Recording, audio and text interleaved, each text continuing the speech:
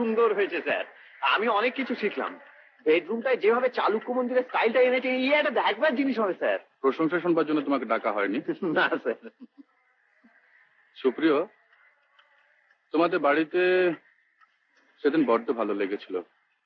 অভাব অনটন নিয়ে তোমাদের সংসার, কিন্তু তবুও যেন তোমাদের লাইফের কাছে সমস্ত অভাব, সমস্ত অনটন একবারে ম্লান হয়ে গিয়েছে।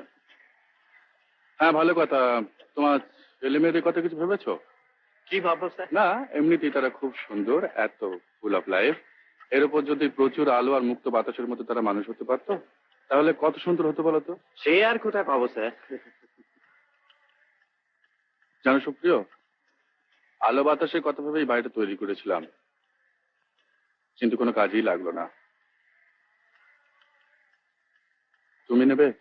স্যার, আমি তো আগেই বলেছি সুপ্রিয়, পুরনো জীবন থেকে আমি সম্পূর্ণ মুক্তি পেতে চাই, কিন্তু আজ এই বাড়িতে আমার কাছে বোঝা হয়ে দাঁড়িয়েছে। তুমি যদি নাও, এতে তৃপ্তি আর আমার কোনো কিছুতেই হবে না সুপ্রিয়। স্যার, স্যার আপনি জানেন আমার আত্মীয় বন্ধু বান্ধব বলতে কেউ কোনোদিন ছিল না। আপনি দয়া করে চাকরি দিয়েছেন, তাই কোনো রকমে খেয়ে পড়ে বাঁচছি। সারা মাস পরিশ্রম করে যা রোজগার করি তাতে আমার অভাব মেটে না, তাই বাকিটা হেসে গান গেয়ে আনন্দ দিয়ে ভরিয়ে দিই।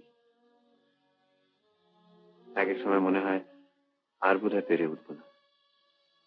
আবার এক এক সময় ক্লান্তি ঝেড়ে মুছে উঠে দাঁড়াই, ভাবি আমার স্ত্রী, আমার ছেলে মেয়ে, আমার সংসারের জন্য দরকার হলে আমি আরো পরিশ্রম করব। তখন দারুণ তৃপ্তি হয়, দারুণ আনন্দ হয়। স্যার, স্যার আপনি আমাকে এই আনন্দ থেকে বঞ্চিত করবেন না।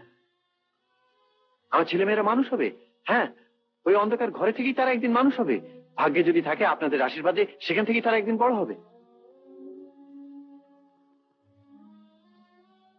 সুপ্রিয়, তুমি তুমি ঠিকই বলেছ। আমি তোমার পয়েন্ট অফ ভিউ বুঝতে পারিনি, আমার বোঝা উচিত ছিল।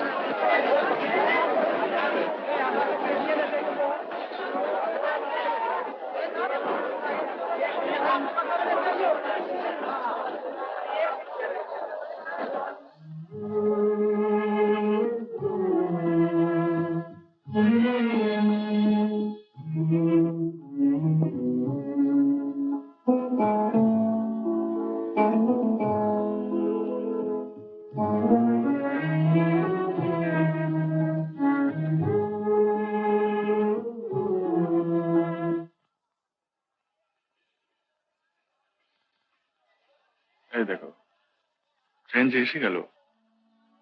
এসো, শিগগির এসো।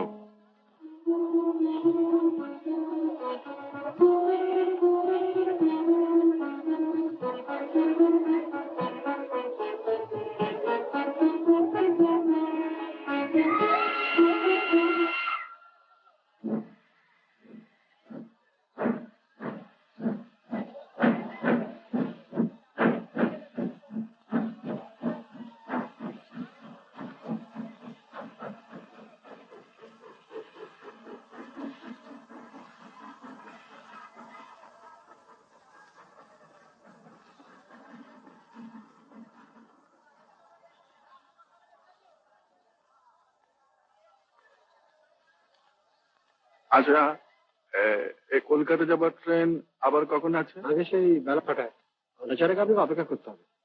সর্বনাশ। এখানে ওই ওয়েটিং রুম বা ওই জাতীয় আগে কিছু? হ্যাঁ, আপার ক্লাসে ওই সামনেই আছে, খোলাই আছে, যান, চাটা ওখানেই পেয়ে যাবেন।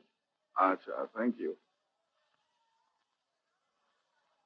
আমার প্রভাত আমার সন্ধ্যা হৃদয় পত্র পুঠে গোপন থেকে তোমার পানে উঠবে ফুটে ফুল।